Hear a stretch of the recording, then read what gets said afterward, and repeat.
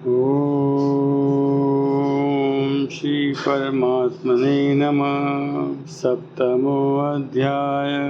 श्रीमद् भगवद गीता के 18 अध्यायों में यद्यपि कर्म योग, भक्ति योग और ज्ञान योग के क्रमशः 6 अध्यायों के 3 षटक माने जाते हैं, परंतु इसका अभिप्राय यह नहीं है कि इन षटकों में केवल एक ही योग का वर्णन हो और दूसरे की चर्चा ही न आई हो। जिस षटकम में जिस योग का प्रधानता से वर्णन होता है उसी के अनुसार उसका नाम रख लिया गया है। पहले षटक का प्रथम अध्याय तो प्रस्तावना स्वरूप में है, उसमें तो इनमें से किसी भी योग का विषय नहीं है। दूसरे में 11वें से 30वें श्लोक तक सांख्य योग यानी कि ज्ञान योग का विषय है। इसके बाद 39वें श्लोक से लेकर तीसरे अध्याय के अंत तक प्राय कर्म योग का विस्तृत वर्णन है। चौथे और 5वें अध्याय में कर्म योग और ज्ञान योग का मिला हुआ वर्णन है तथा छठे अध्याय में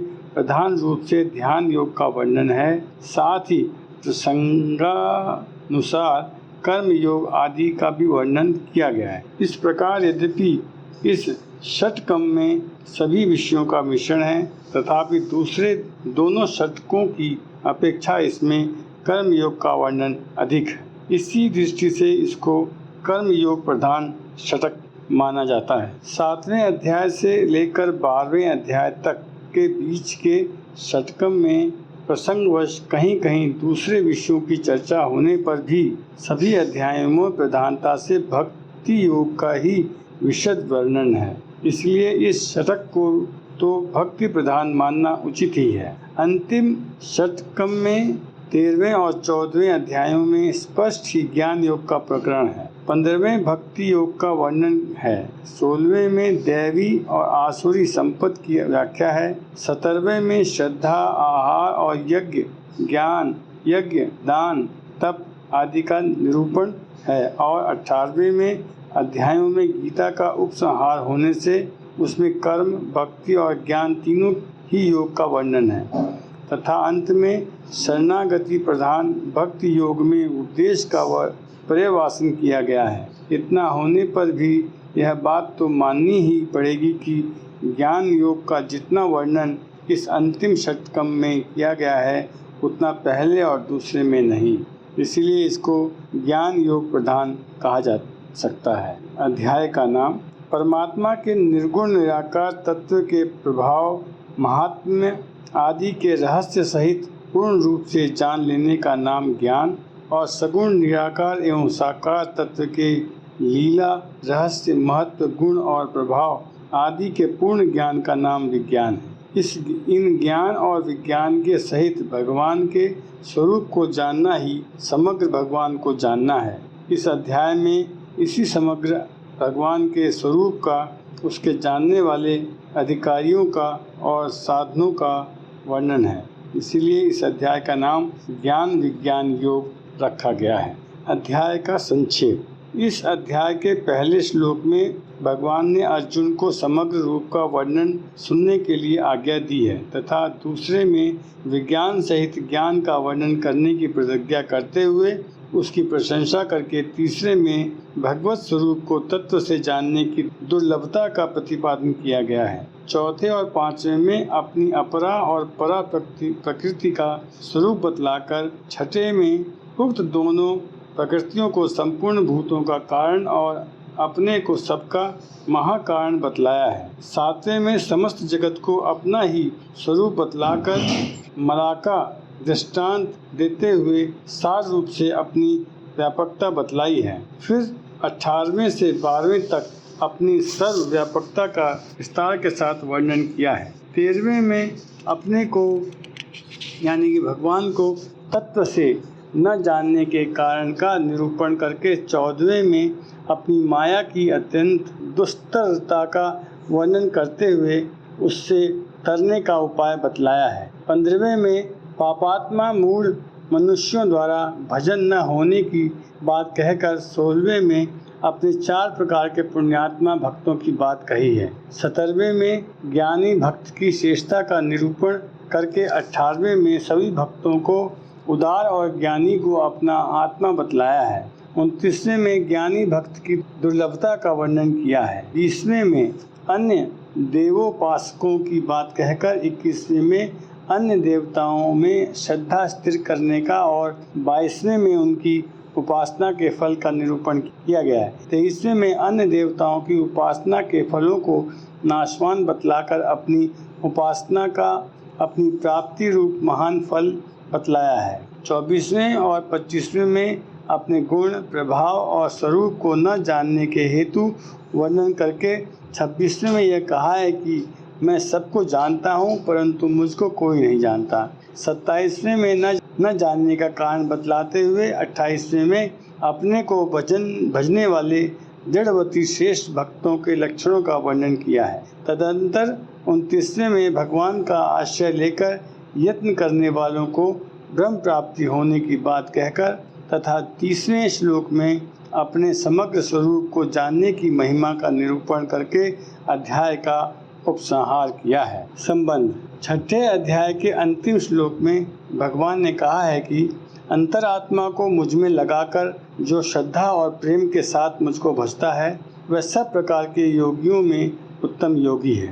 परंतु भगवान के स्वरूप, गुण और प्रभाव को मनुष्य जब तक नहीं जान पाता तब तक उसके द्वारा अंतरात्मा से निरंतर भजन होना बहुत कठिन है। साथ ही भजन का प्रकार जानना भी आवश्यक है। इसीलिए अब भगवान अपने गुण, प्रभाव के सहित समग्र स्वरूप का तथा विविध प्रकार से युक्त भक्ति योग का वर्णन करने के लिए 7वें अध्याय का आरंभ करते हैं और सबसे पहले 2 श्लोकों में अर्जुन को उसे सावधानी के साथ सुनने के लिए प्रेरणा करके ज्ञान विज्ञान के कहने की प्रतिज्ञा करते हैं। श्री भगवान उवाच मय्यासक्तमना पार्थयोगं युज्यनं मादर्शय असंशयं समग्रं मां यथा ज्ञास्यसि तच्छृणु।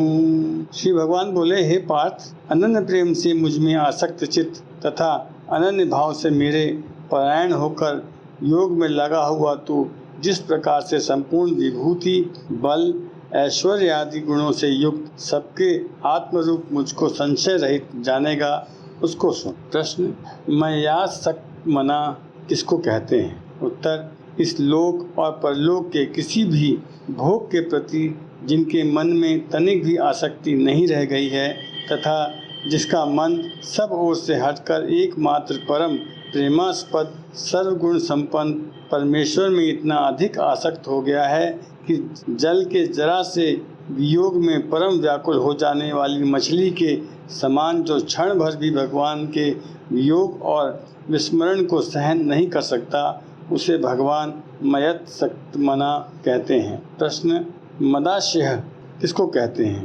उत्तर, जो पुरुष संसार के संपूर्ण आश्रयों का त्याग करके समस्त आशाओं और भरोसों से मुंह मोड़कर एकमात्र भगवान पर ही निर्भर करता है और सर्वशक्तिमान भगवान को ही परम आश्रय तथा परम गति जानकर एकमात्र उन्हीं के भरोसे पर सदा के लिए निश्चित हो गया है, उसे भगवान मदाश्रय कहते हैं।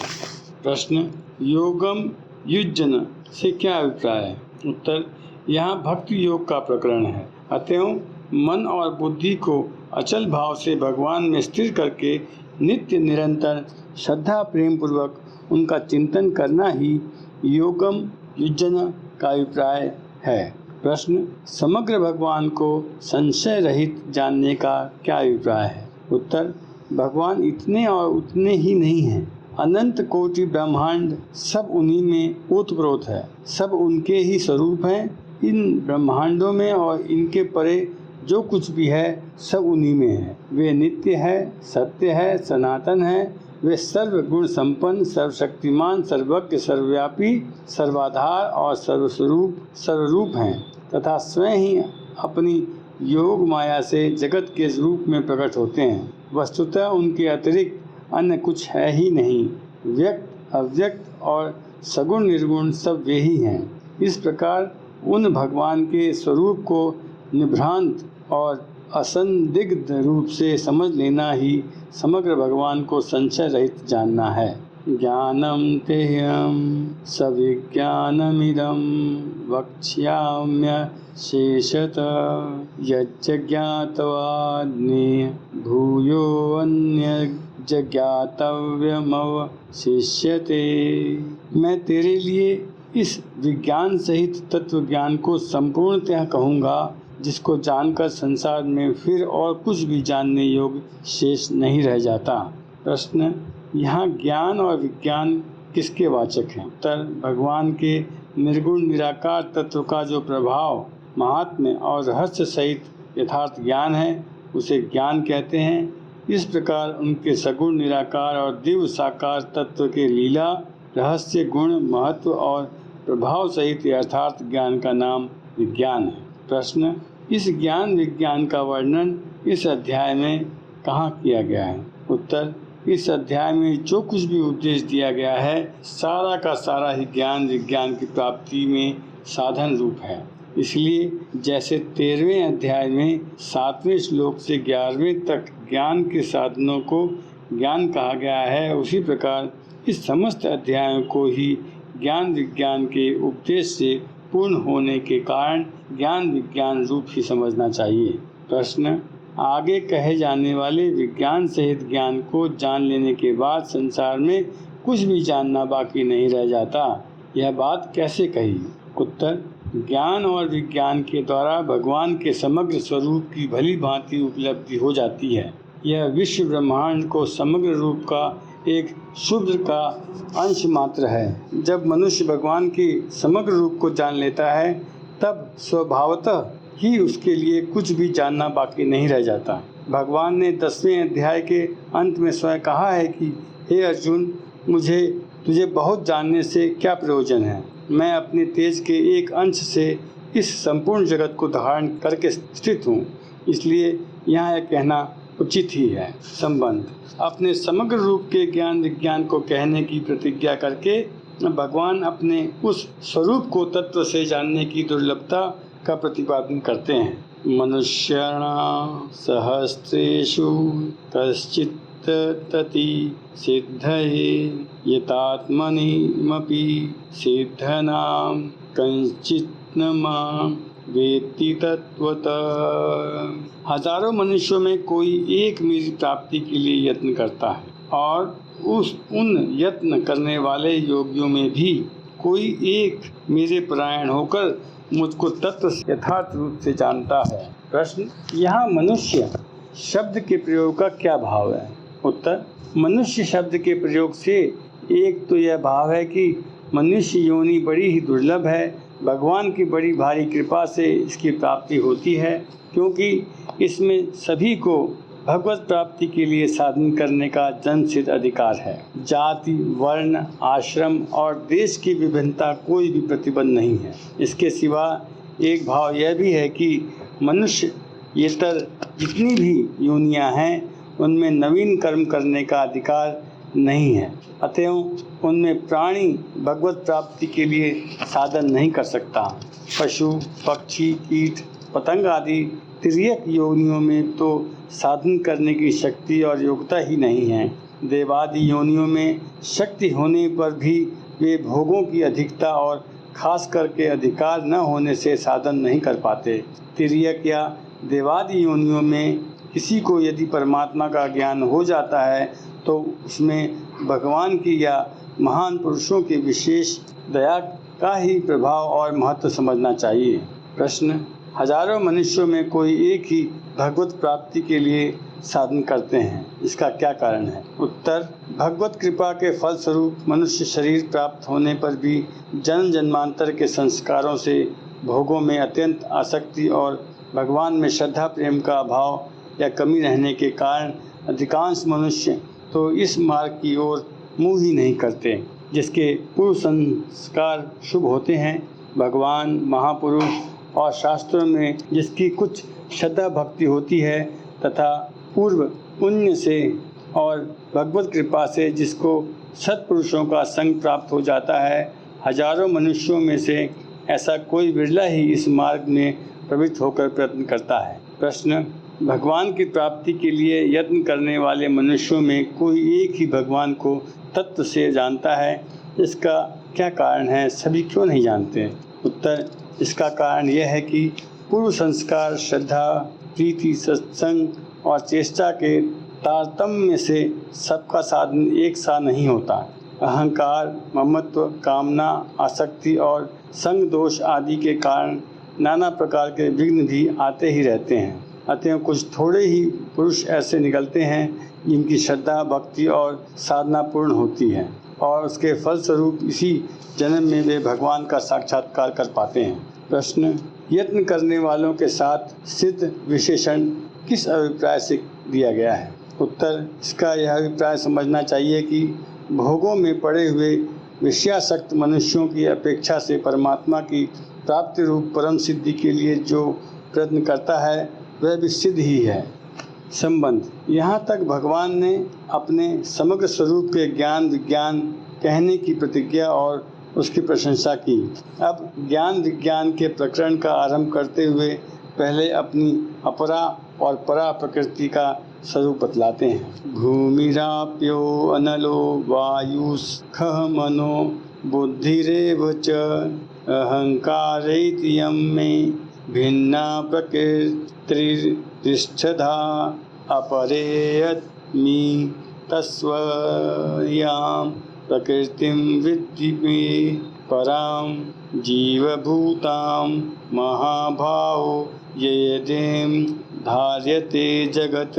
पृथ्वी, जल, अग्नि, वायु, आकाश, मन, बुद्धि और अहंकार भी इस प्रकार यह 8 प्रकार से विभाजित मेरी प्रकृति है। यह 8 प्रकार के भेदों वाली तो अपरा अर्थात मेरी जड़ प्रकृति है और हे महाबाहो, इससे दूसरी को जिससे यह संपूर्ण जगत धारण किया जाता है मेरी जीव रूपा परा अर्थात चेतना प्रकृति जान। प्रश्न, यहाँ पृथ्वी, जल, अग्नि, वायु और आकाश से क्या समझना चाहिए? उत्तर, स्थूल भूतों के और शब्दादि 5 विषयों के कारण रूप जो सूक्ष्म 5 महाभूत हैं, सांख्य और योग शास्त्र में जिन्हें पंच तन मात्रा कहा है, उन्हीं 5 का यहाँ पृथ्वी आदि नामों से वर्णन किया गया है। प्रश्न, यहाँ मन, बुद्धि और अहंकार से क्या लेना चाहिए? उत्तर, मन, बुद्धि और अहंकार तीनों अंतःकरण के ही भेद हैं, अतएव इनसे समष्टि अंतःकरण समझना चाहिए।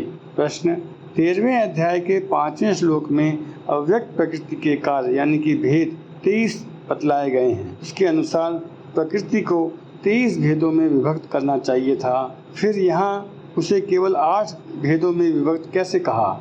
उत्तर, शब्दादि 5 विषय सूक्ष्म 5 महाभूतों के और 10 इंद्रियां अंतःकरण के कार्य हैं, इसलिए उन 15 भेदों का इन 8 भेदों में ही अंतर्भाव हो जाता है। उस प्रकार उसे 23 भेदों में और इस प्रकार 8 भेदों में विभक्त कहना एक ही बात है। प्रश्न, इस प्रकृति का नाम अपरा किस लिए रखा गया है? उत्तर, 13वें अध्याय में भगवान ने जिस अव्यक्त मूल प्रकृति के 23 कार्य बतलाए हैं उसी को यहाँ 8 भेदों में विभक्त बतलाया है।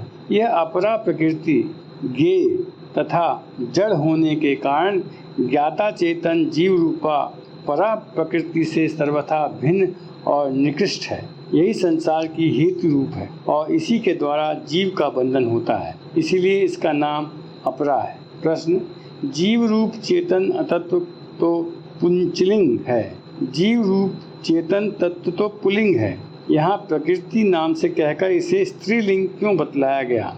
उत्तर, जीवात्मा में वस्तुतः स्त्रीत्व, पुंसत्व या नपुंसकता का भेद नहीं है। इसी बात को दिखलाने के लिए उस एक ही चेतन तत्व को कहीं पुल्लिंग पुरुष और कहीं क्षेत्रज्ञ तथा कहीं नपुंसक अध्यात्म कहा गया है, उसी को यहाँ स्त्रीलिंग परा प्रकृति कहा है। प्रश्न, यहाँ जगत शब्द किसका वाचक है और वह जीव रूपा परा प्रकृति के द्वारा धारण किया जाता है, ऐसा क्यों कहा गया है?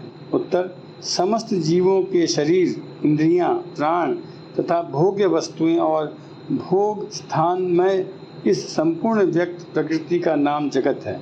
ऐसा यह जगत रूप जड़ तत्व चेतन तत्व से व्याप्त है, अतः उसी ने इसे धारण कर रखा है, क्योंकि वह इसकी अपेक्षा सब प्रकार से श्रेष्ठ और सूक्ष्म है। बिना चेतन के संयोग के इस जगत का उत्पन्न विकास और धारित होना संभव नहीं है, इसलिए ऐसा कहा गया है।